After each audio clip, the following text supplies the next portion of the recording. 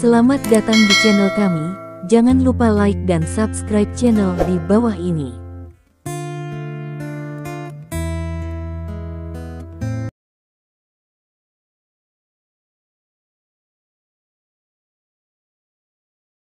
Bab 1731.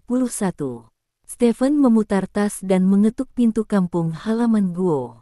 Rumah Tuan Guo sangat sepi, tidak ada bait festival musim semi atau lentera di pintunya, yang tidak sesuai dengan suasana tahun baru. Awalnya, ketika Bowen ada, saya akan menyiapkan sesuatu. Sekarang setelah Bowen pergi, saya tidak punya niat untuk bersiap. Anda bisa duduk saja, kata Tuan Guo.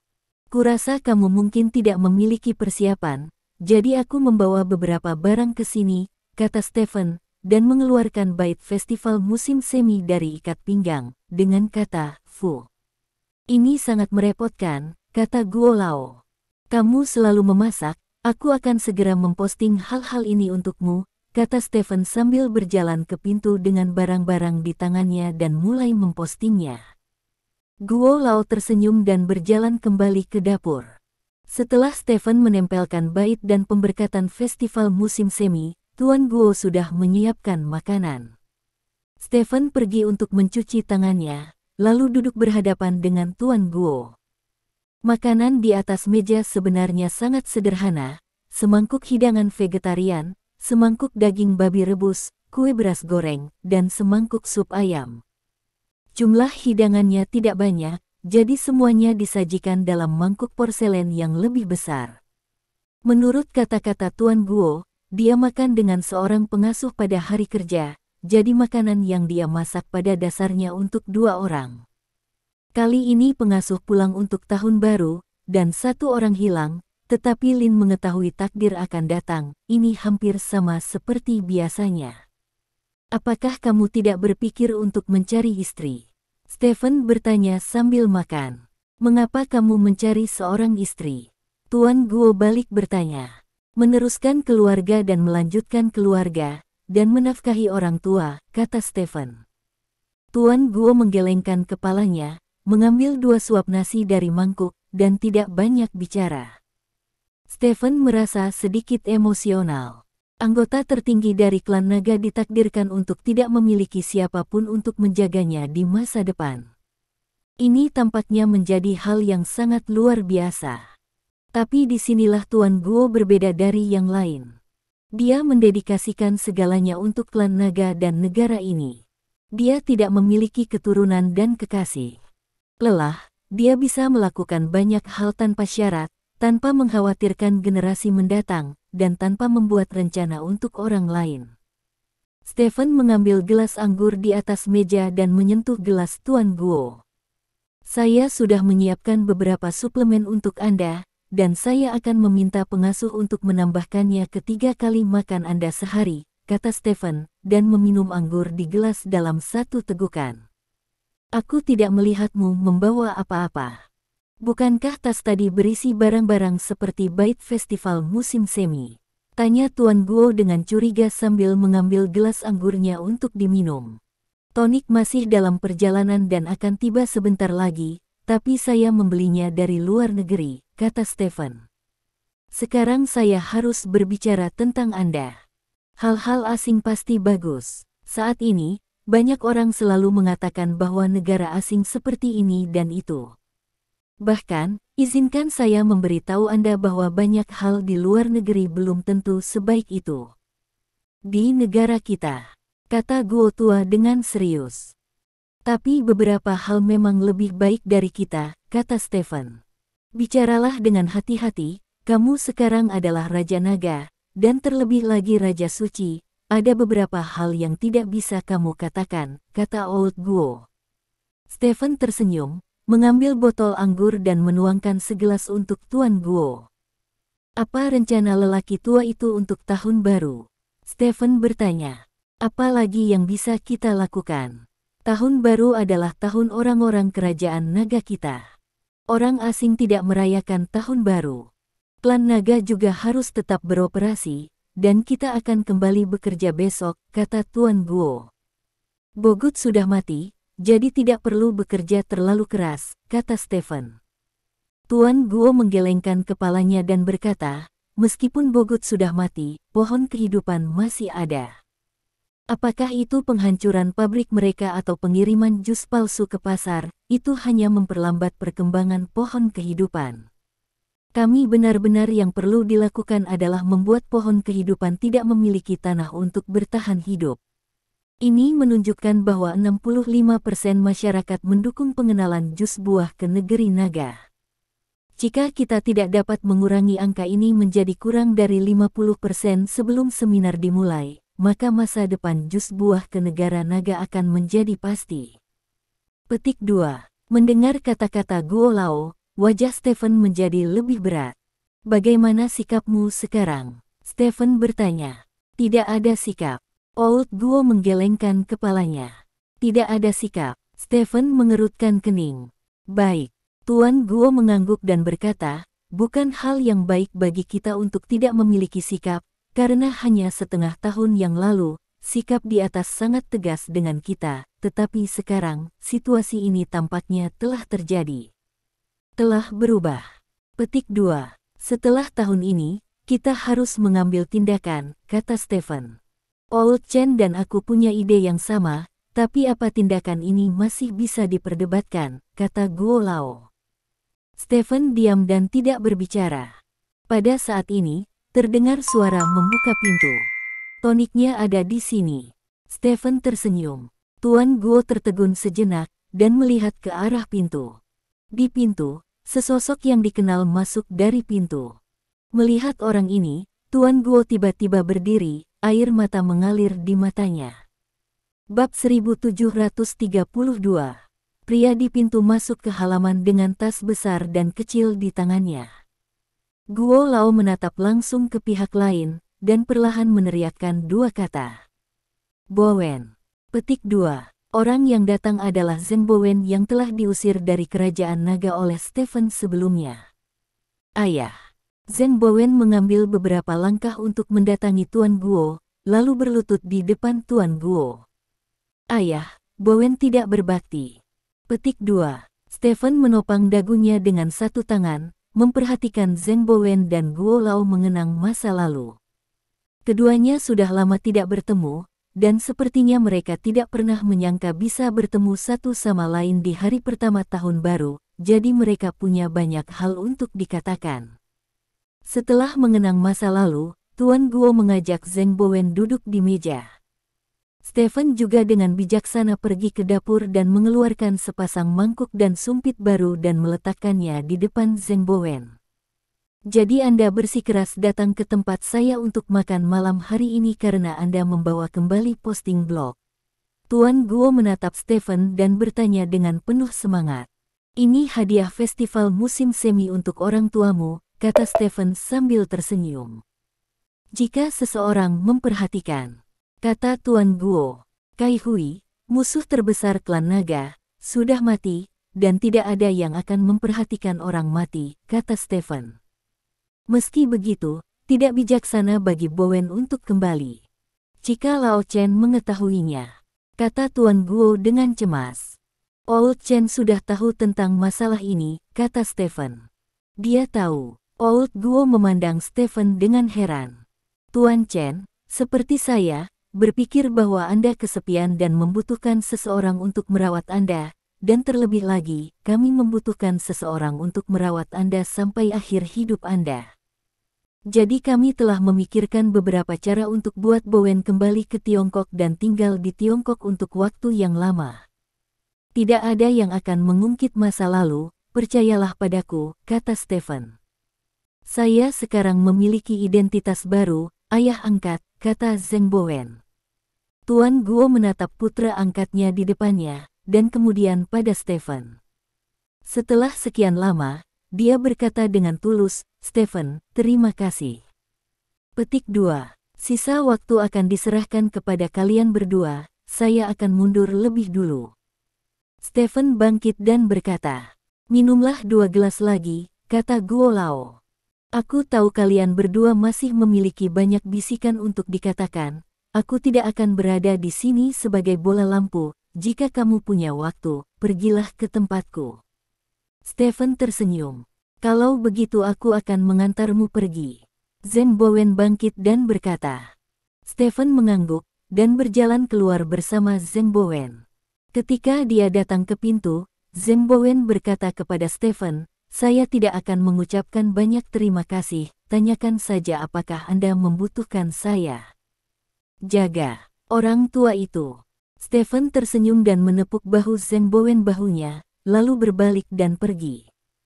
Melihat punggung Stephen pergi, mata Zheng Bowen penuh dengan rasa terima kasih. Setelah meninggalkan tempat lama Guo, Stephen pergi ke beberapa tempat. Baginya, banyak orang yang perlu membayar ucapan selamat tahun baru di hari pertama tahun baru. Zhao Xijun dianggap sebagai orang dengan status paling dihormati di antara semua orang yang membutuhkan salam tahun baru, jadi ketika Stephen pergi ke rumah Zhao pagi ini, dia sama sekali tidak berharap untuk melihat Zhao Xijun, dan dia berpikir tentang hubungannya dengan Zhao Xijun. Cukup pergi ke rumah Zhao untuk memberikan hadiah, tidak perlu menunggu 1 atau 2 jam di depan pintu rumah Zhao. Yang tidak dia duga adalah Zhao Xijun memanggilnya sendirian, dan bahkan ingin menahannya untuk makan malam.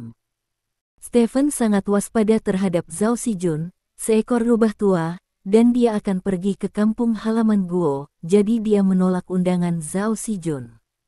Apa yang tidak diharapkan Stephen adalah bahwa masalah ini menyebar ke seluruh ibu kota kekaisaran hanya dalam beberapa jam. Stephen kemudian pergi ke beberapa rumah bos besar, dan bos besar ini sudah tahu apa yang terjadi di depan pintu rumah Zhao, dan mereka semua sangat penasaran. Mengapa Tuan Zhao ingin bertemu dengan Anda sendirian? Mengapa Anda berani menolak janji pribadi Tuan Zhao? Ini adalah pertanyaan para bos. Menghadapi pertanyaan-pertanyaan ini, Stephen tidak memiliki jawaban yang bagus, jadi dia hanya bisa menjawab pertanyaan-pertanyaan ini dengan satu kalimat, saya juga tidak tahu. Setelah Stephen tiba di rumah pada malam hari, menghadap Dong Jian dan Wang Hai yang datang berkunjung untuk memberi salam tahun baru, Stephen menanyakan keraguannya. Tentang masalah ini, saya sudah menerima berita pada siang hari ini.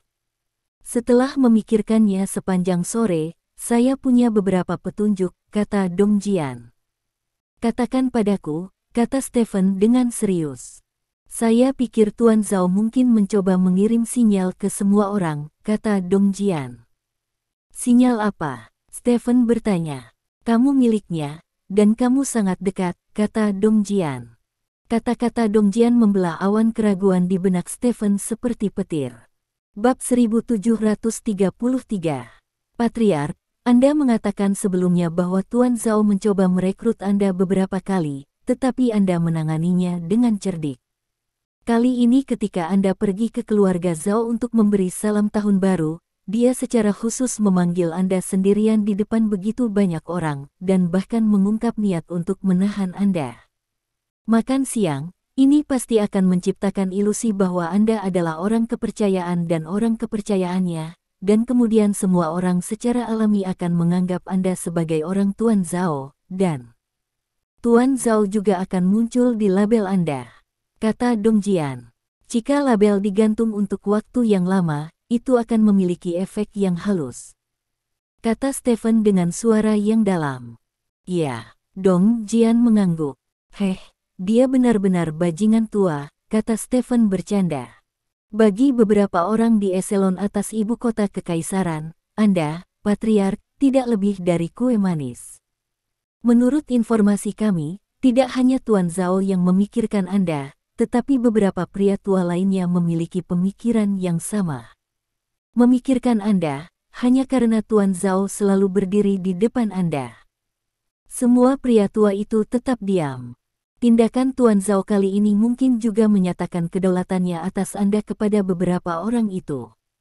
Anda menolak Tuan Zhao hari ini dan jangan biarkan tubuhmu muncul label Tuan Zhao sangat bijaksana, kata Dong Jian dengan serius. Mendengar kata-kata Dong Jian, Stephen berpikir keras. Di dunia ini, semua lapisan masyarakat memiliki piramidanya masing-masing. Jika klan naga adalah piramida, maka Stephen, Guo Lao, dan lainnya berada di puncak piramida. Jika bidang bisnis adalah piramida, Stephen juga berada di puncak piramida. Jika dunia prajurit adalah sebuah piramida, Stephen juga berada di puncak piramida. Piramida menjulang di bawah langit, dan Stephen, sebagai manusia laki-laki berkualitas tinggi, telah berdiri di puncak beberapa di antaranya. Namun, itu hanya berdiri di atas. Ada beberapa orang di dunia ini yang tidak berada di dalam piramida, melainkan di atas langit. Mereka berdiri di langit, menghadap ke piramida di bawah. Mereka dapat menghancurkan piramida yang tak terhitung jumlahnya dengan lambaian tangan, dan mereka juga dapat mengatur ulang piramida yang tak terhitung jumlahnya. Mereka adalah pengendali nyata dunia ini, mengendalikan operasi dunia ini dan aturan dunia ini. Zhao Xijun adalah orang seperti itu. Mengapa cucu Zhao Xijun bisa membuat film Stephen dirilis? Mengapa Stephen membuat teh di rumah Zhao Xijun selama seminggu? Tanpa dia, itu karena Zhao Xijun menguasai aturannya. Apakah Anda memiliki miliaran? Zhao Xijun bisa membuatmu miskin dan putih dengan lambaian tangannya. Apakah Anda memiliki kekuatan mengerikan? Zhao Xijun dapat menjadikanmu seorang tahanan hanya dengan menjentikkan jarinya. Satu-satunya hal yang membuat Stephen bangga adalah bahwa Zhao Xijun tidak dapat dengan mudah menghilangkan kekuatan bela dirinya. Selama dia mau, dia selalu dapat berdiri di puncak piramida seni bela diri. Tapi jadi apa? Selama ada alasan yang masuk akal, Zhao Xijun dapat menugaskan ketiga pasukan untuk menghapus Stephen dari dunia dengan kekuatan teknologi tinggi. Bagi Stephen, meninggalkan piramida dan berdiri di langit adalah sesuatu yang telah dia kerjakan dengan keras sepanjang hidupnya. Tapi betapa sulitnya ini. Kesulitan dari hal ini tidak hanya Anda harus melompat keluar dari piramida, tetapi juga Anda harus menghindari orang-orang yang ada di langit. Ketika Anda cukup bersinar, mereka memperhatikan Anda dan menahan Anda. Orang berpangkat tinggi tidak akan pernah ingin melihat orang berpangkat tinggi baru muncul di sekitarnya. Karena Zhao Xijun ingin menjinakkannya terakhir kali, Stephen sudah memiliki firasat di hatinya, jadi dia terus melawan, dan akhirnya gagal membiarkan Zhao Xijun berhasil. Dia awalnya berpikir bahwa masalah ini mungkin ditunda untuk sementara karena ini, tetapi yang tidak dia duga adalah bahwa pada hari pertama tahun baru, Zhao Xijun menyerangnya lagi, dan kali ini serangan Zhao Xijun bahkan lebih mendominasi. Umumkan kepada semua orang bahwa Stephen adalah orangnya. Jika Stephen telah memasuki keluarga Zhao saat itu dan duduk di meja keluarga Zhao, kemudian, semuanya akan menjadi irreversibel. Stephen akan sangat dicap dengan merek Zhao Xijun. Begitu para bangsawan sejati ini bertarung satu sama lain, maka Stephen yang menyandang merek Zhao Xijun akan menjadi sasaran serangan para bangsawan lainnya. Saat itu, Stephen hanya memiliki dua cara untuk melindungi dirinya, salah satunya adalah melawan. Dengan kekuatannya sendiri, dan yang lainnya adalah melawan, itu melekat pada Zhao Xijun. Yang pertama sangat sulit, dan itu bahkan akan menyia-nyiakan semua upaya Stephen selama bertahun-tahun, sedangkan yang terakhir relatif sederhana, tetapi itu juga berarti bahwa dia telah kehilangan kemungkinan untuk berdiri bahu-membahu dengan Zhao Xijun, atau bahkan melampaui Zhao Xijun. Stephen menghela napas panjang. Zhao Xijun, koin perak tua ini, benar-benar menggali lubang untuk orang di mana saja. Untungnya, Stephen menunjukkan senyuman. Bab 1734. Kali ini kamu menolak Zhao Xijun, yang sama dengan memberitahu semua orang bahwa kamu bukan dari Zhao Xijun. Aku yakin tidak akan lama lagi cabang zaitun dari bangsawan lain akan diserahkan, kata Dong Jian. Hanya dengan memanfaatkan kedua belah pihak dan memanfaatkan persaingan rakyat, saya dapat mengumpulkan kekuatan yang cukup untuk melompat keluar dari piramida dalam waktu singkat. Ketika suatu hari saya melompat tinggi, akan sulit bagi mereka untuk menekan saya turun lagi. Benar, kata Stephen sambil tersenyum. Itu benar.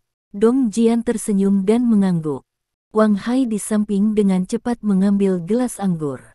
Untuk masalah ini, kita harus minum satu, kata Wang Hai. Ayo, minum satu. Stephen mengambil gelas anggur. 3 tuan dan pelayan meminum anggur di cangkir dalam sekali teguk. Tidak ada yang perlu dikatakan sepanjang malam.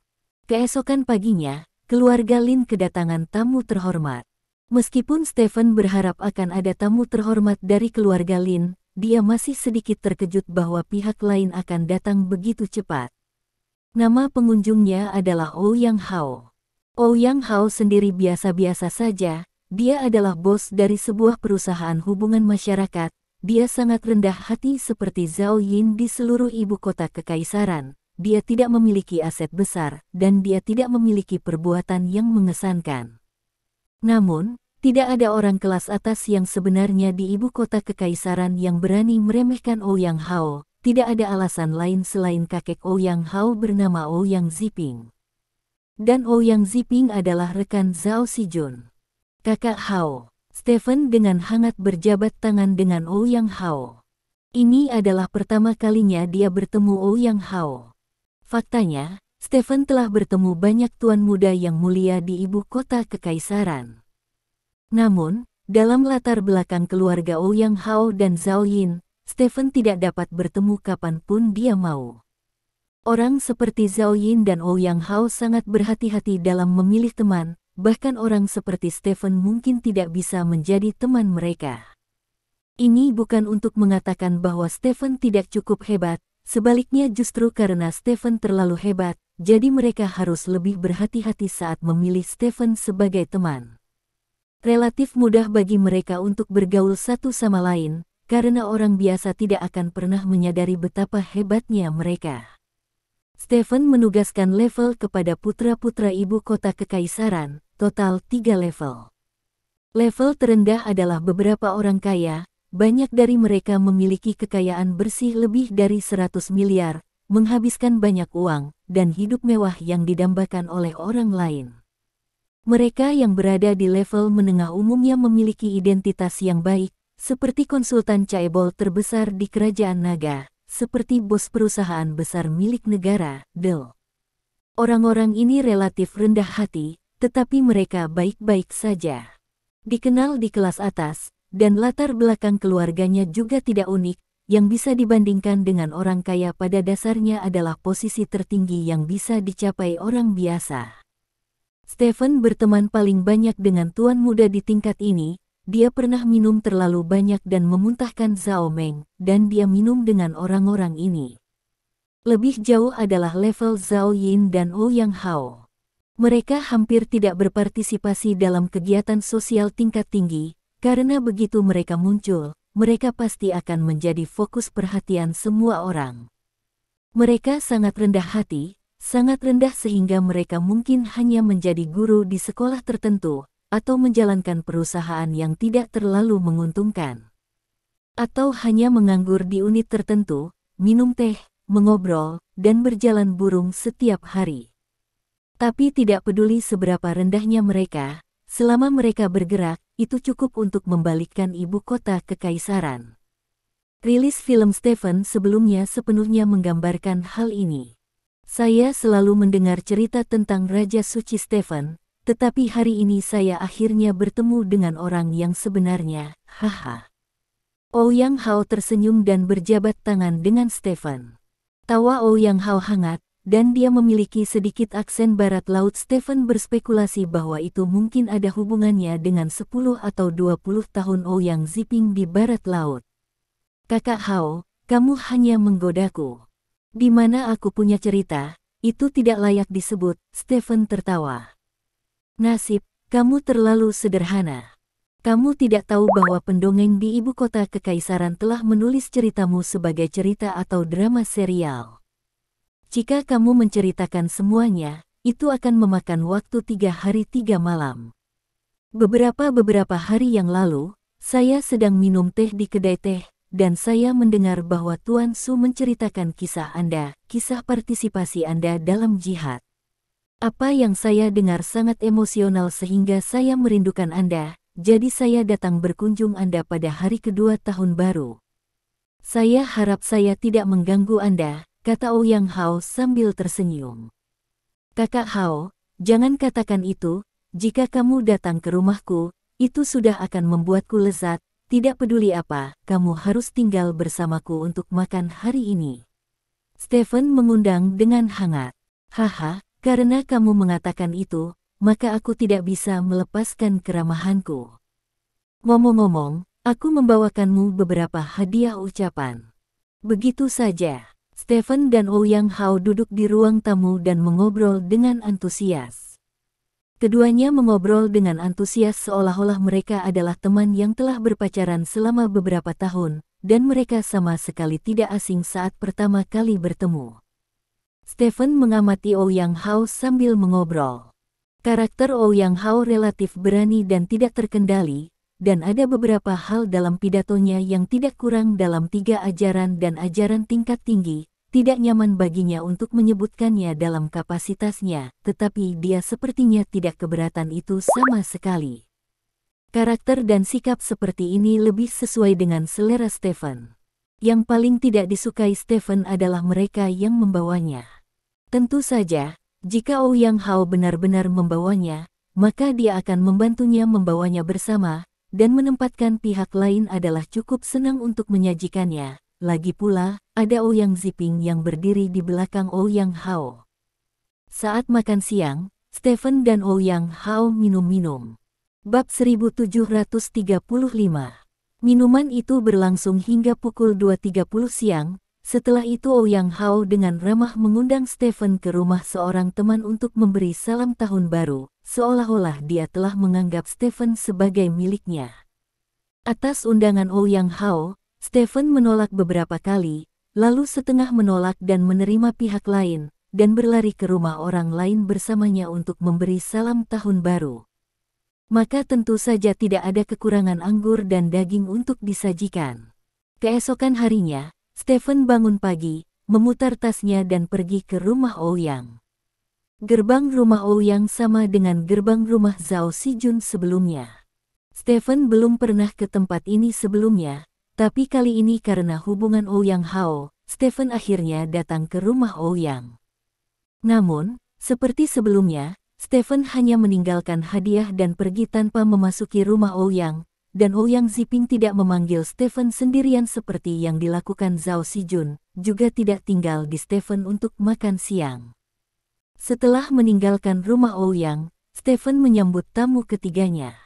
Ini juga orang yang setingkat dengan Zhao Yin dan yang lainnya. Stephen masih mengobrol dengan antusias dengan pihak lain, dan kemudian menjadi teman secara logis. Beberapa hari berlalu dalam sekejap mata. Stephen menghabiskan hampir setiap hari di meja anggur, baik minum atau dalam perjalanan untuk minum. Tentu saja, Stephen juga punya banyak teman. Orang-orang yang tidak pernah mengambil inisiatif untuk berteman dengannya sebelumnya, semuanya menjadi tamu keluarga Lin selama festival musim semi tahun 2223. Keseimbangan telah rusak. Petik 2. Stephen duduk di ruang tamu, menghadap Dong Jian dan berkata dengan santai. Keseimbangan. Dong Jian mengangkat alisnya, lalu berkata sambil tersenyum, keseimbangan memang telah rusak. Petik 2. Keseimbangan apa yang telah rusak? Lin Wei bertanya dengan curiga. Karena tahun baru Imlek, Lin Wei kembali ke rumah Lin. Stephen sibuk bersosialisasi beberapa hari yang lalu, dan tidak punya waktu untuk melihat Lin Wei. Hari ini, dia akhirnya bebas, jadi Lin Wei meminta Dong Jian untuk datang ke rumah Stephen untuk merayakan tahun baru. Kamu minum anggur yang kamu berutang terlebih dahulu, dan aku akan membiarkan Dong Jian memberitahumu. Stephen menunjuk ke anggur di atas meja dan berkata, aku kehilangan 13 cangkir berturut-turut. Lin Wei menunjukkan ekspresi tak berdaya di wajahnya. Baru saja mereka bertiga memainkan permainan menyombongkan diri, 1 lawan 1, dan yang kalah akan menemukan orang berikutnya untuk bermain, dan siapapun yang kalah akan melanjutkan. Akibatnya, Lin Wei terus kalah dari Stephen dan Dong Jian. Kapasitas minum Lin Wei lumayan, tapi dia tidak tahan kehilangan 13 gelas bir berturut-turut. Jika kamu tidak bisa meminumnya, ganti ke bar putih. Kamu bisa mabuk dengan anggur putih paling banyak, dan kamu tidak akan merasa kenyang. Stephen, pemimpin keluarga yang tidak bermoral, menyarankan. Jika Baijiu kalah seperti ini, maka kurasa aku harus berbaring di tempat tidur sepanjang hari besok. Lebih baik aku minum bir. Paling buruk, aku akan muntah, kata Lin Wei, mengambil gelas dan meminumnya beberapa gelas anggur berutang, lalu langsung keluar pintu. Terdengar suara samar muntah di luar pintu. Stephen tersenyum dan mengambil gelas anggur untuk menyentuh Dong Jian. Satu dengan IQ di atas 220, dan yang lainnya dengan kewaskitaan, bermain-main dengan kita, bukankah itu mendekati kematian? Kata Stephen sambil tersenyum. Tapi semangat bersaing layak untuk diakui. Dong Jian tersenyum dan mengangguk, mengambil gelas itu dan meminumnya. Tidak lama kemudian, Lin Wei kembali. Dia menyeka mulutnya dan duduk di meja. Tuan Dong, dapatkah Anda memberitahu saya tentang keseimbangan yang rusak? Lin Wei bertanya dengan rasa ingin tahu. Dia sudah lama tidak berada di ibu kota kekaisaran, dan dia tidak tahu banyak tentang banyak hal di ibu kota kekaisaran. Para bangsawan ibu kota kekaisaran selalu mempertahankan keseimbangan misterius tertentu. Keseimbangan ini sangat stabil dan tidak mudah dipatahkan. Bahkan jika patriark telah mengobarkan situasi di ibu kota kekaisaran begitu lama dan mencapai hasil yang begitu mempesona, itu bangsawan masih berdiri di langit. Selain itu, saya melihat Anda dengan tenang, tapi Tuan Zhao merusak keseimbangan ini. Tuan Zhao mengambil inisiatif dan bahkan ingin secara paksa menarik patriark ke sisinya untuk menjadi anggota bawahannya. Ini menarik perhatian bangsawan lain. Jadi tuan orang Zhao turun satu demi satu untuk memenangkan patriark, dan keseimbangan asli antara beberapa orang rusak. Dong Jian menjelaskan. Oh, Lin Wei tiba-tiba menyadari. Ini juga mencerminkan bahwa bobot patriark di benak orang-orang itu telah mencapai tingkat yang sangat mengerikan. Tidak semua orang dapat merusak keseimbangan di antara mereka. Keseimbangan ini telah stabil selama bertahun-tahun. Bahkan jika ibu kota kekaisaran ada para jenius muncul satu persatu, dan keseimbangan ini tidak akan rusak.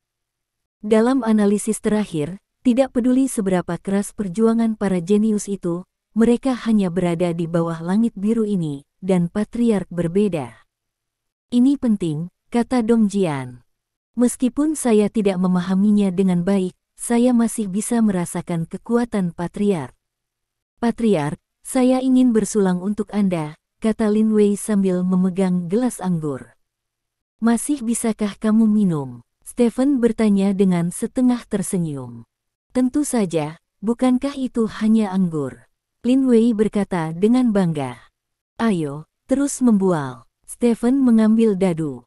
Wajah Lin Wei runtuh, dan dia berkata, bagaimana? Mari kita mainkan permainan yang tidak bergantung pada kekuatan tetapi pada keberuntungan. Petik 2. Keberuntungan apapun adalah manifestasi dari kekuatan lunak, kata Stephen. Bab 1736.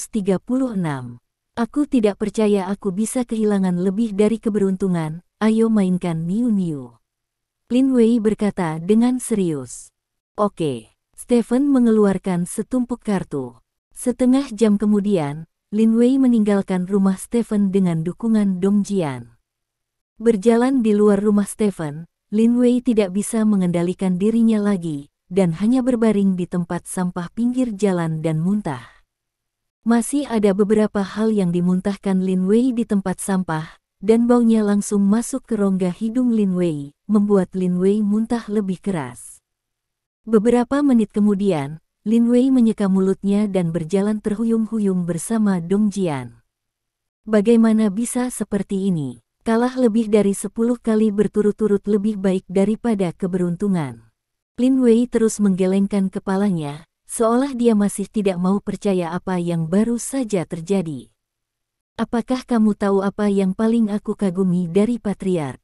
Tanya Dong Jian. Apa? Ini keberuntungan patriark. Dia telah tumbuh dari bajingan kecil menjadi pria besar yang telah merusak keseimbangan antara para bangsawan. Selain kerja keras, keberuntungan juga berperan besar. Jika tidak cukup beruntung, patriark itu mungkin tidak dapat bertahan sekarang, jadi membandingkan keberuntunganmu dengan orang seperti itu murni untuk membuat dirimu tidak nyaman, kata Dong Jian. Apakah keberuntungan benar-benar ada? Lin Wei bertanya dengan curiga. Tentu saja, beberapa orang dapat mengambil uang ketika mereka pergi keluar, beberapa orang menyatakan cinta mereka setelah putus, dan beberapa orang membuka toko dan menjadi populer. Ini semua adalah keberuntungan. Keberuntungan itu misterius dan misterius, tetapi itu terkait erat dengan orang-orang. Anda kepala pelayan keluarga Lin diturunkan ke barat laut karena keluarga Lin biasa, yang cukup untuk menunjukkan bahwa keberuntungan Anda tidak baik, jadi ketika Anda memainkan permainan keberuntungan dengan pemiliknya, kemungkinan Anda kalah sangat dekat dengan 100%. Kata Dong Jian. Jadi begini. Lin Wei tiba-tiba menyadari. Dong Jian di samping menunjukkan senyum main-main di wajahnya. Sungguh keberuntungan yang tidak masuk akal, setiap kali kartu dibagikan pemilik rumah telah menipu, tidak heran Anda bisa menang. Dong Jian berpikir sendiri. Suatu hari tanpa kata-kata. Hari ini adalah hari ke-6 tahun baru. Bagi orang awam, hanya tersisa 3 atau 2 hari lagi untuk liburan festival musim semi. Stephen tidak mengadakan pesta minum hari ini. Tepatnya, tidak ada biro anggur setelah bangsawan. Tampaknya tembakan besar itu telah berkomunikasi satu sama lain dan untuk sementara memperlambat kecepatan mengejar Stephen. Stephen telah meramalkan situasi seperti itu, atasannya tidak bodoh, jadi tentu saja mereka tidak akan duduk dan melihat Anda sukses dua arah. Tapi dia tidak khawatir, selama orang-orang itu berpikir bahwa mereka cukup untuk merusak keseimbangan di antara mereka dan membiarkan mereka memiliki lebih banyak hak untuk berbicara, maka mereka pasti akan mengejarnya. Sama seperti seorang dewi, dia memiliki anjing penjilat yang tak terhitung jumlahnya. Anjing penjilat ini kadang-kadang menjadi ambisius dan tidak ingin menjilat dewi lagi. Namun, ketika mereka melihat anjing penjilat lain menjilati dewi, mereka tidak dapat menahannya. Mereka akan melakukannya khawatir dewi akan diambil lebih dulu oleh anjing penjilat lain, sehingga mereka akan terus menjilat. Sore ini, Zhao Meng membawa orang tuanya untuk memberikan ucapan selamat tahun baru kepada Stephen. Dia dengan ketat mengikuti aturan Stephen sebelumnya, datang pada pukul 2 siang dan berangkat pada pukul 3 sore, yang tidak menyita terlalu banyak waktu Stephen. Ini membuat Stephen cukup puas. Wanita ini berangsur-angsur berubah dari orang bodoh yang keras kepala dan sederhana pada awalnya menjadi sekretaris dengan EQ dan IQ online. Sekretaris seperti itu pasti akan menyelamatkan Stephen dari banyak masalah di masa depan. Malam tiba. Zhao Meng sedang membantu ibunya memasak makan malam di rumah. Pada saat ini, ponsel Zhao Meng tiba-tiba berdering. Zhao Meng mengambilnya dan melihatnya, itu adalah nomor telepon asing yang diakhiri dengan 6666. Zhao Meng mengira dia sedang mencari bosnya, jadi dia segera menjawab telepon. Halo, ini sekretaris Tuan Lin, kata Zhao Meng. Saya Zhao Cucu. Sebuah suara yang akrab datang dari ujung telepon. Zhao Cucu. Zhao Meng sangat terkesan dengan keluarga ini. Dia sedikit mengernyit dan bertanya, apa yang bisa saya lakukan untuk Anda?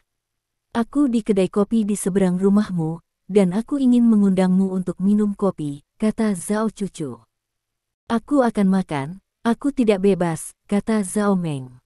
Kamu bisa memilih untuk tidak datang, tapi orang yang perlu membayar harganya mungkin bosmu, kata Zhao Cucu sambil tersenyum di ujung telepon.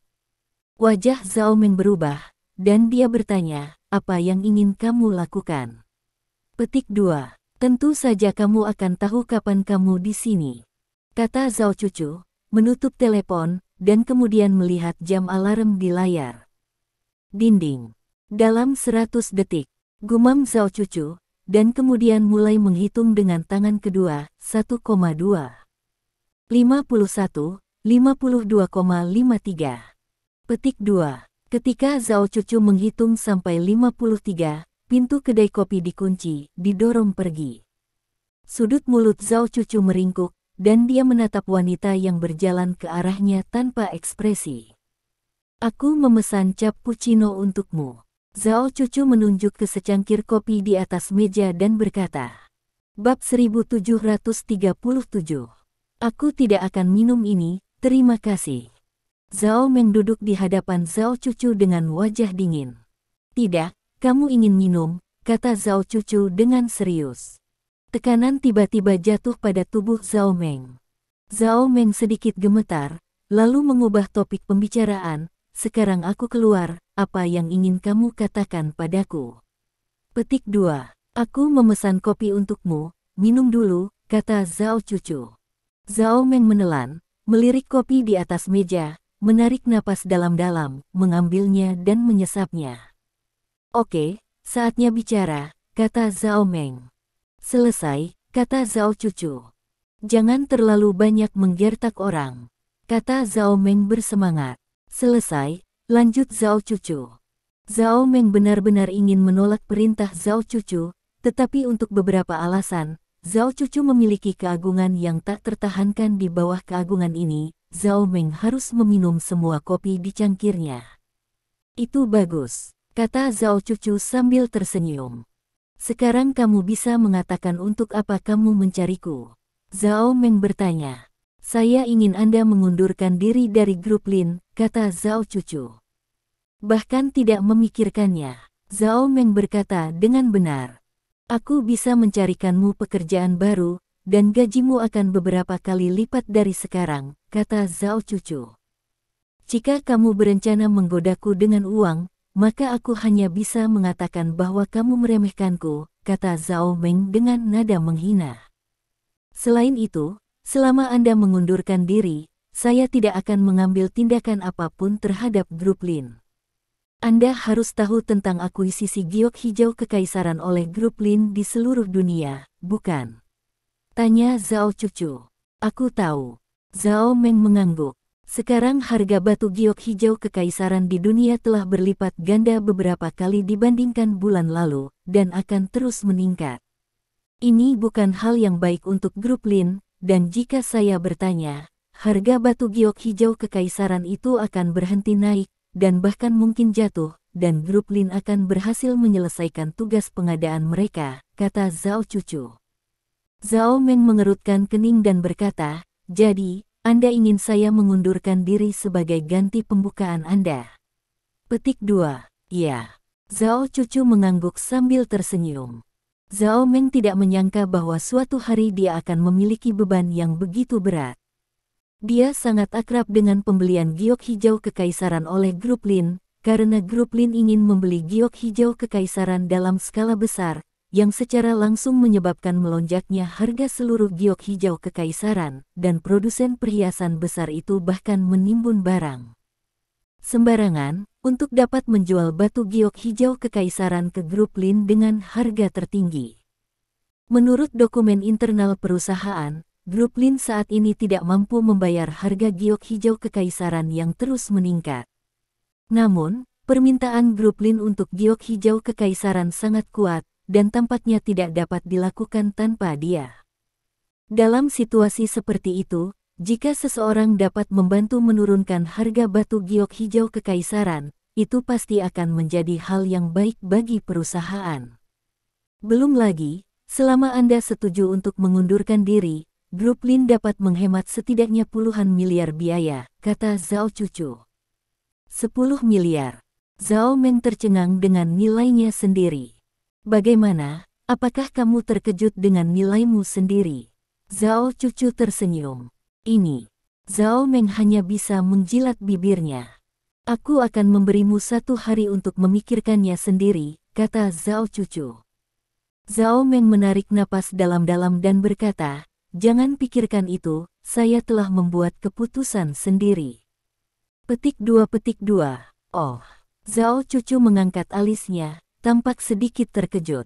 Saya hanya seorang sekretaris kecil biasa. Saya tidak berpikir saya benar-benar bernilai puluhan miliar. Cita-cita saya dalam hidup adalah melayani bos saya dengan baik. Itu saja. Saya tidak mengerti hal-hal di bidang bisnis, tapi saya tahu. Bos saya pasti akan menyelesaikan semua masalah yang muncul di depannya, jadi saya menolak lamaran Anda, kata Zhao Meng sambil berdiri dari kursinya. Aku bisa memberimu banyak uang, selama kamu mengundurkan diri, kata Zhao Cucu. Uang. Ada senyum mengejek di wajah Zhao Meng, dia memandang Zhao Cucu dan berkata, jika kamu menggunakan uang untuk mengukurku, maka kamu mengecewakanku. Terima kasih untuk kopinya, aku akan kembali untuk makan. Petik 2. Petik 2. Setelah mengatakan ini, Zhao Meng berbalik dan berjalan keluar kedai kopi. Zhao Cucu duduk di kursi, menopang dagunya dengan satu tangan, dan menyaksikan Zhao Meng keluar dari kedai kopi dengan senyum lucu di sudut mulutnya. Dia mengambil telepon yang dia letakkan di atas meja dan menekan tombol di atasnya. Tidak lama kemudian, suara obrolannya dengan Zhao Meng terdengar dari telepon.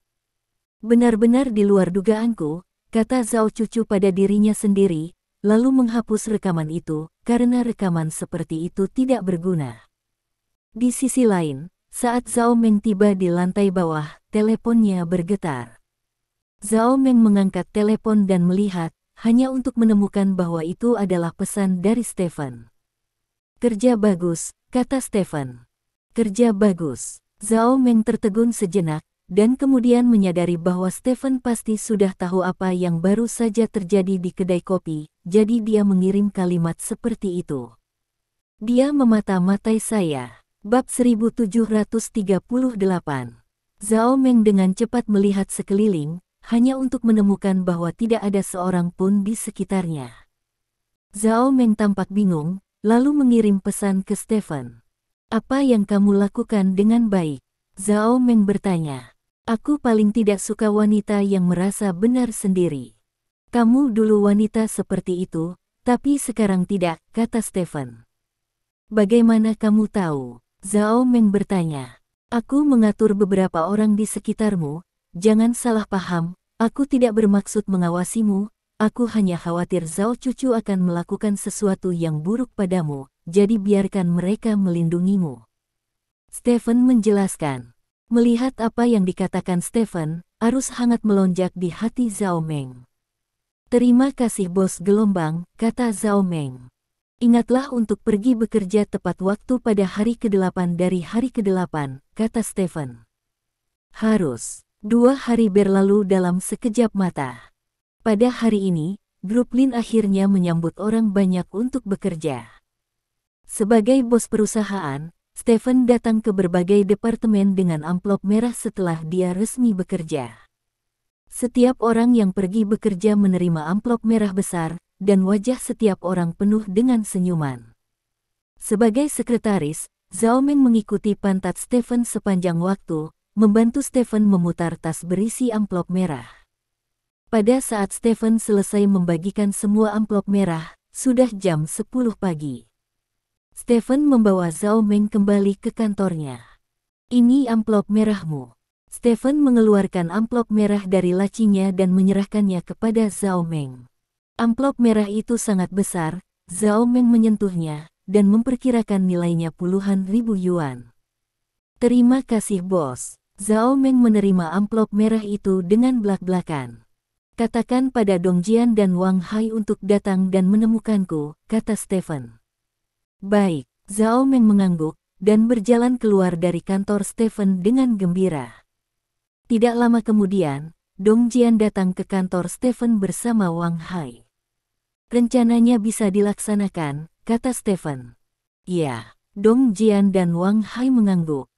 Hari ini adalah hari ke-8 tahun baru Imlek. Banyak perusahaan telah memilih untuk melanjutkan pekerjaan dalam beberapa hari ke depan, dan semua lapisan masyarakat juga sudah mulai resmi memasuki ritme kerja. Pada pukul 1 siang pada hari ke-8 bulan lunar pertama, grup Lin, yang sangat ingin mendapatkan batu giok hijau kekaisaran terbaik di seluruh dunia, tiba-tiba mengumumkan secara terbuka bahwa mereka tidak akan lagi membeli batu giok hijau kekaisaran terbaik.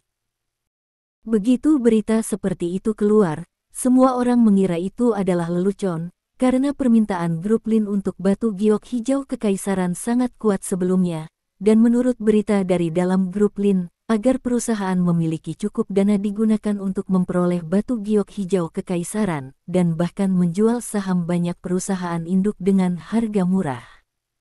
Semua jenis perilaku menunjukkan bahwa grup Lin bertekad untuk memenangkan batu giok hijau kekaisaran.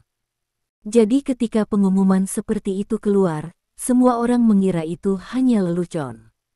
Namun, ketika tim negosiasi bisnis grup Lin menarik diri dari produsen perhiasan besar satu demi satu, mereka menyadari bahwa grup Lin mungkin tidak bercanda kali ini. Akibatnya, gelombang kepanikan mulai menyebar di pasar. Tentu saja gelombang kepanikan ini tidak terlalu kuat sekarang, karena di mata banyak orang, tindakan grup Lin mungkin bertujuan untuk menurunkan harga. Mereka sengaja menyebarkan berita seperti itu untuk menimbulkan kepanikan, dan kepanikan itu pasti akan berujung pada pemotongan harga. Ketika harga turun ke harga idealnya, mereka akan masuk pasar untuk menyapu barang. Ini adalah metode bisnis yang sangat umum, dan kebanyakan orang selalu percaya bahwa grup Lin telah menggunakan metode bisnis seperti itu, sehingga harga batu giok hijau kekaisaran kelas atas masih sangat kuat, dan bahkan sedikit meningkat. Hari ke-9 tahun baru. Grup Lin mengumumkan proyek besar untuk tahun baru mereka. Mereka akan bekerja sama dengan Akademi Ilmu Pengetahuan China untuk menginvestasikan 100 miliar untuk membangun pembangkit listrik tenaga nuklir swasta terbesar di seluruh kerajaan naga. Saat ini, Grup Lin telah memperoleh dokumen izin yang relevan dan menyuntikkan 30 miliar dana awal ke dalam proyek-proyek tersebut, telah menyelesaikan pemilihan lokasi dan akan memulai konstruksi di kota Sanlu pada awal Maret tahun ini. Begitu berita tersebut keluar, harga saham Grup Lin melonjak, tetapi pada saat yang sama, seluruh industri batu giok sedang berduka. Semua orang mengira bahwa pengumuman yang dibuat oleh Grup Lin pada hari ke-8 sekolah menengah pertama adalah langkah yang salah. 3 miliar. 30 miliar adalah sekitar 30% dari arus kas yang ada di Grup Lin. Uang ini diinvestasikan di pembangkit listrik tenaga nuklir, yang berarti Grup Lin mungkin benar-benar melepaskan akuisisi JDT hijau kekaisaran terbaik. Karena jika mereka tidak melepaskan akuisisi JDT hijau kekaisaran, maka mereka tidak akan melakukannya. Punya cukup uang untuk terlibat dalam proyek pembangkit listrik tenaga nuklir. Kali ini, kepanikan menjadi lebih serius. Bab 1739. Di tengah kepanikan, Stephen datang sendirian ke real estate yang baru dibelinya. Real estate ini secara resmi berganti nama menjadi komunitas Xiansheng. Tentunya komunitas ini akan menjadi pijakan klan Xiansheng di dunia sekuler di masa depan. Stephen berjalan mengelilingi komunitas itu lagi. Masyarakat tidak berhenti bekerja bahkan selama tahun baru Imlek, dan akhirnya menyelesaikan pembangunan kembali semua infrastruktur pada hari ke-9 tahun baru Imlek. Tidak ada lagi rumput liar dan peralatan bobrok di seluruh masyarakat, dan semuanya tampak baru. Stephen sangat puas dengan masyarakat, dan meminta bawahannya untuk mentransfer semua saldo yang tersisa ke pihak lain. Ini adalah pengeluaran puluhan miliar lainnya. Pengeluaran ini akan muncul dalam pengumuman Grup Lin besok, dan kemudian akan memberikan pukulan berat bagi para pedagang permata yang sudah panik. Tentu saja, Stephen tidak terlalu peduli dengan hal-hal ini sekarang, karena dia memiliki hal-hal yang lebih penting untuk dilakukan. Pada malam hari itu, pesawat pribadi Stephen terbang menjauh dari Kaisar dan menuju timur laut. Sehari kemudian, Stephen kembali ke wilayah klan Xiansheng. Perbedaan dari kunjungan sebelumnya adalah bahwa klan Xiansheng tidak diselimuti kabut tebal, tetapi benar-benar terkena sinar matahari. Stephen dapat memahami situasi seperti itu. Lagi pula, Su Guoshi yang mampu mempertahankan pesona sudah mati, dan Su Lei telah meninggalkan klan Xiansheng. Pesona klan Xiansheng tidak memiliki siapapun untuk dipertahankan, dan klan Xiansheng secara alami akan menjadi terkena sinar matahari. Stephen datang ke klan dan segera menimbulkan sensasi. Orang-orang meneriakkan kata, "Tuhan sejati," dan mengikuti Stephen dengan cermat. Stephen membawa semua orang ke istana gelap, dan bertemu dengan Su Qing, Su Wushuang, dan lainnya.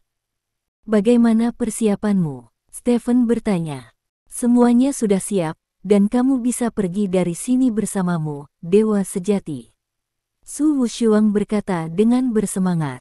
Bagi Su Wushuang, dunia luar penuh dengan godaan. Dia tidak bisa turun gunung karena statusnya sebelumnya, tapi sekarang dia akhirnya bisa turun gunung, tidak mungkin tidak bersemangat. Su Qing relatif tenang, lagi pula, dia telah tinggal di kota Sanfo selama beberapa dekade. Apakah paviliun Tianji dan prasasti suci di Aula Suci sudah dibersihkan? Stephen bertanya. Sudah dikemas. Su Wushuang mengangguk. Di mana mata air es yang sangat dingin? Stephen bertanya lagi. Mata air es yang sangat dingin. Bisakah itu diambil? Su Wushuang bertanya dengan heran. Stephen tertegun sejenak, dan kemudian dia ingat bahwa metode pembongkaran Jihan Bingkuan dicatat dalam perintah rahasia patriark, jadi secara alami tidak mungkin bagi Su Wushuang untuk mengetahui bahwa Jihan Bingkuan dapat dibongkar. Tunggu aku di pintu masuk, aku akan membongkar Jihan Bingkuan, kata Stephen, berjalan menuju flash tempat Jihan Bingkuan berada. Hari ke-10 bulan lunar pertama tahun 2223. Suku Xiansheng, yang telah tinggal di Gunung Changbai selama ratusan tahun, meninggalkan wilayah mereka di bawah kepemimpinan Dewa Sejati Stephen. Ketika suku Xiansheng muncul di desa terdekat, hal itu menimbulkan kehebohan di daerah setempat. Desa-desa yang telah menjaga klan Xiansheng selama beberapa generasi ini tidak pernah menyangka bahwa suatu hari nanti semua anggota klan Xiansheng akan meninggalkan gunung, apalagi anggota klan Xiansheng ini akan meninggalkan Gunung Changbai dan pergi ke ibu kota kekaisaran. Ada pepatah lama bahwa jika Anda tidak turun gunung untuk menunjukkan kesucian Anda, tidak ada orang suci di dunia ini. Sekarang ratusan orang dari klan Xiansheng sedang turun. Bukankah itu berarti ada ratusan orang suci lagi di dunia? Bas berhenti di pintu masuk desa satu demi satu, dan orang-orang Xiansheng naik bas dengan tertib, lalu menuju ke bandara terdekat. Bagi mereka yang telah tinggal di pegunungan sepanjang hidup mereka, segala sesuatu di luar mobil adalah baru. Mereka seperti orang kuno dalam masyarakat modern, ingin tahu tentang segala hal. Stephen duduk di salah satu bas. Dia juga berada di dalam mobil bersama Su Wushuang, Su Qing dan lainnya. Saya menemukan komunitas untuk Anda. Fasilitas pendukung di komunitas sangat bagus. Setelah Anda tiba di ibu kota kekaisaran, polisi di daerah tersebut akan membawa Anda ke naturalisasi. Selain itu, seseorang akan melakukan pemeriksaan kesehatan pada Anda. Di sana banyak hal. Anda harus bekerja sama dengan orang-orang saya. Bagus, Stephen berkata dengan serius. Ya Tuhan, jangan khawatir, kami telah membuat kesepakatan dengan klan selama Anda pergi, dan kami pasti akan melakukan yang terbaik untuk bekerja sama dengan orang-orang Anda ketika kami tiba di ibu kota kekaisaran, kata Su Wushuang dengan nada senyum. Tuan, apakah Anda ingin tinggal di ibu kota kekaisaran, atau kembali ke kota Sanfo? Stephen bertanya. Aku akan tinggal di ibu kota kekaisaran selama beberapa hari, dan aku akan kembali ke kota Sanfo setelah klan menetap, kata Su Qing. Ada berita tentang Su Lai? Stephen bertanya. Tidak, dia belum menghubungi salah satu dari kita sejak dia pergi hari itu. Su Qing menggelengkan kepalanya. Su Lai cukup keras kepala, kata Su Wushuang. Tinggalkan dia sendiri. Lagi pula, dia berhubungan dengan masyarakat ini lebih awal darimu, jadi seharusnya tidak ada masalah, kata Stephen. Orang-orang di sekitar menganggukkan kepala satu demi satu, mereka cukup nyaman terhadap Su Lai dan yang lainnya. Pada saat yang sama, ibu kota kekaisaran. Markas Naga. Di Departemen Intelijen dan Informasi, seorang anggota staf bergegas masuk ke kantor direktur. Direktur, sesuatu terjadi. Anggota staf itu berkata dengan bersemangat. Ada apa? Direktur itu mengerutkan kening. Teman-teman yang bertugas melacak Su Lai barusan menerima kabar bahwa mereka dan Su Lai diserang oleh militan tak dikenal. Kata staf itu. Apa? Direktur tiba-tiba berdiri dan bertanya, lalu bagaimana situasinya sekarang? Di mana mereka mendapat masalah? Tanya direktur. Pergi ke Haisi. Hari ke-11 bulan pertama kalender lunar. Kota tertentu di utara negeri Naga. Setelah perjalanan sehari, lebih dari selusin bus berhenti di bandara. Ratusan orang dari suku suci keluar dari mobil dan melihat dengan penuh semangat ke sebuah pesawat besar tidak jauh dari sana. Bab 1740. Mereka sebenarnya memiliki pemahaman tertentu tentang hal-hal seperti pesawat terbang melalui internet dan buku, tetapi hanya sampai batas tertentu. Kecuali Suking, tidak satu pun dari ratusan orang dari suku Xiansheng yang pernah naik pesawat, jadi bagi mereka, pesawat pasti baru. Pesawatnya sangat besar, Su Wushuang berkata dengan ngeri. Ini adalah Airbus A480, pesawat Airbus terbesar, dapat menampung ratusan orang, kata Su Wenwen. Yang ini pasti sangat mahal, kan? Puluhan juta, tanya Su Wushuang. Puluhan juta, yang ini lebih dari 1 miliar, kata Su Wenwen. Lebih dari 1 miliar. Su Wushuang terkejut dengan angka ini, yang tidak berbeda dengan sosok astronomi baginya. Atur orang untuk naik ke pesawat, kata Stephen. Su Wushuang mengangguk, dan kemudian mulai mengatur agar anggota klan naik ke pesawat secara berurutan. Tidak butuh waktu lama bagi semua orang untuk naik ke pesawat. Pesawat dengan cepat berlari melintasi dan terbang ke langit. Sore harinya di hari yang sama, pesawat berhasil mendarat di Bandara Internasional Didu. Ratusan anggota klan Xiansheng turun dari pesawat dengan penuh semangat. Di bawah pimpinan Su Wushuang dan yang lainnya, mereka meninggalkan bandara, datang ke tempat parkir di luar bandara, lalu naik bus yang sudah menunggu di sini, menuju pusat kota. Di sisi lain, Chen Hongyu menerima kabar dari bawahannya. Apa? Stephen menyewa pesawat untuk membawa ratusan orang ke ibu kota kekaisaran. Chen Hongyu menatap bawahannya dengan heran dan bertanya. Ya, menurut umpan balik dari staf kami di bandara, puluhan bus memang diatur oleh Stephen. Ada puluhan orang di setiap bus, dan jumlah totalnya sekitar 1.000 orang. Ada orang di sekitar. Jawab bawahan. Apakah Stephen akan mendirikan biro perjalanan? Chen Hongyu mengerutkan kening dan berkata pada dirinya sendiri, lalu berkata kepada bawahannya, pergi dan periksa identitas orang-orang itu dan tujuan mereka. Ya, berjam-jam kemudian, bawahannya datang ke kantor Chen Hongyu lagi. Chen tua, orang-orang yang dibawa oleh Stephen semuanya telah memasuki tempat yang disebut distrik Xiansheng di ibu kota kekaisaran, tetapi kami masih belum menemukan identitas orang-orang itu. Dilaporkan oleh bawahan. Komunitas Xiansheng. Chen Hongyu tertegun sejenak, dan kemudian kata-kata klan Xiansheng tiba-tiba terlintas di benaknya. Tidak mungkin. Chen Hongyu tiba-tiba berdiri, dengan ekspresi tidak percaya di wajahnya. Dia, apa yang dia lakukan? Chen Hongyu dengan bersemangat mengambil ponselnya dan langsung menelepon. Distrik Xiansheng. Ratusan orang dari suku Xiansheng bergabung bersama dalam komunitas ini. Mereka berjalan di jalan datar di komunitas, melihat berbagai fasilitas dan gedung tinggi di sekitar mereka, dengan ekspresi obsesif di wajah mereka. Bagi orang-orang Xiansheng yang keluar dari Gunung Changbai, gedung-gedung tinggi ini adalah sesuatu yang tidak pernah berani mereka pikirkan sebelumnya. Aku harus menemukan rumah tertinggi dengan pemandangan terbaik. Su Wushuang menjilat bibirnya, berpikir begitu. Petugas, saya akan menyusahkan Anda lain kali. Stephen berkata kepada seorang polisi di sampingnya. Sama-sama, Tuan Lin. Polisi itu menggelengkan kepalanya sambil tersenyum, dan kemudian dia dan sekelompok orang di bawahnya mulai mendaftarkan naturalisasi orang-orang ini dari suku suci.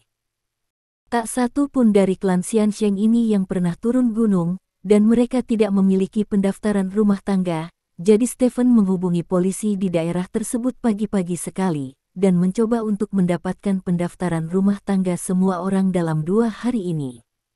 Migrasi seluruh klan adalah peristiwa besar, dan tidak dapat diselesaikan dalam 3 atau 2 hari. Bahkan jika Stephen telah membuat persiapan yang relevan sebelumnya, jika klan Xiansheng benar-benar dapat hidup dengan baik di kota modern, maka itu akan memakan waktu-waktu yang cukup lama, belum lagi yang lainnya. Hanya berbicara tentang pemahaman dasar masyarakat ini, akan membutuhkan waktu berhari-hari bagi klan Xiansheng untuk mempelajarinya. Stephen, apakah menurutmu benar-benar baik membiarkan orang Xiansheng turun gunung? Su Qing berdiri di samping Stephen, menatap orang Xiansheng yang bersemangat dan bingung dan bertanya. Tentu saja itu hal yang baik. Peningkatan gen keluarga Lin kita bergantung pada orang-orang Xiansheng ini. Pikir Stephen pada dirinya sendiri. Tentu saja, tidak mungkin dia mengatakan ini pada Su Qing. Kamu tidak bisa tinggal di pegunungan sepanjang waktu. Meskipun mereka dapat belajar tentang dunia luar melalui internet, membaca ribuan buku tidak sebaik melakukan perjalanan ribuan mil, dan tidak peduli berapa banyak internet itu adalah tidak sebaik pergi keluar. Apakah kamu tidak menyadarinya? Suku Xiansheng telah berkembang biak di Gunung Changbai selama ribuan tahun, tetapi populasi ini masih kurang dari ini. Apa artinya ini? Ini menunjukkan bahwa ada masalah besar dengan keragaman genetik mereka, dan itu akan sangat merugikan suku Xiansheng dalam jangka panjang, kata Stephen. Su Qing berpikir serius. Mengapa orang Xiansheng bermigrasi setiap ribuan tahun? Faktanya, nenek moyang orang Xiansheng menganggap masalah keragaman genetik. Anda dapat memahami hal ini hari ini sama dengan migrasi orang Xiansheng di masa lalu. Migrasi dari orang-orang Xiansheng dulu bermigrasi ke tempat terpencil, sekarang dia hanya pergi ke tempat yang lebih makmur. Stephen melanjutkan. Su Qing mengangguk, setuju dengan apa yang dikatakan Stephen. Namun, masih ada masalah. Di masa depan, bagaimana mereka bisa bertahan hidup di masyarakat ini? Mereka bahkan belum menerima wajib belajar 9 tahun, jadi mereka seperti bayi yang baru lahir di masyarakat ini. Tanya Su Qing. Manusia adalah hewan yang sangat mudah beradaptasi. Banyak orang di desa terpencil yang belum mengenyam pendidikan dasar, tetapi ketika mereka datang ke kota besar, mereka mungkin dapat menerima semuanya di kota besar dalam beberapa bulan, dan tinggal di kota besar. Kota bertahan dengan sangat baik. Saya akan mengatur guru khusus untuk datang mengajar mereka, dan pada saat yang sama mengatur mereka untuk keluar dan bersosialisasi dengan orang lain. Migrasi dapat dilakukan sepenuhnya dalam beberapa bulan. Saya perkirakan dalam waktu sekitar 1 tahun, semua anggota suku harus kemudian mereka akan dapat beradaptasi dengan kehidupan di kota modern, dan kemudian mereka akan diberikan pelatihan kejuruan sehingga mereka dapat menguasai suatu keterampilan dan menghidupi diri mereka sendiri, kata Stephen. Maka mereka akhirnya akan menjadi orang biasa, kata Su Qing. Tidak, selama mereka tinggal di distrik Xiansheng, mereka tidak akan menjadi orang biasa, kata Stephen sambil tersenyum. Su Qing menoleh untuk melihat Stephen, dan berkata dengan suara rendah, aku selalu merasa kamu punya rencana jangka panjang. Petik 2. Stephen tersenyum sedikit dan berkata, tidak peduli apa, ini adalah sekelompok orang yang memujaku sebagai dewa, dan aku tidak akan menyakiti mereka. Petik 2. Aku percaya padamu, kata Su Qing. Stephen mengangguk. Saat ini, ponsel Stephen berdering. Stephen berjalan ke samping dan mengangkat telepon. Stephen, kamu membawa klan Xiansheng ke ibu kota kekaisaran. Suara bersemangat Chen Hongyu datang dari ujung telepon. Ya, Stephen mengakuinya bahkan tanpa menyembunyikannya. Terima kasih. Sampai jumpa di bab selanjutnya.